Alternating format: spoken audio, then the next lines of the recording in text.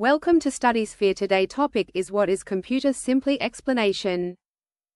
A computer is an electronic device that processes data and performs tasks based on a set of instructions called programs.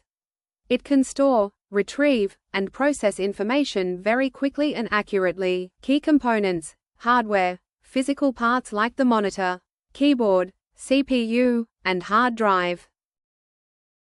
Software, programs and operating systems that tell the hardware what to do. Main functions: 1. Input, accepts data, example via keyboard, mouse.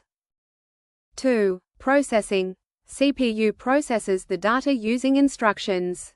3. Storage, saves data for future use, example, hard disk, SSD.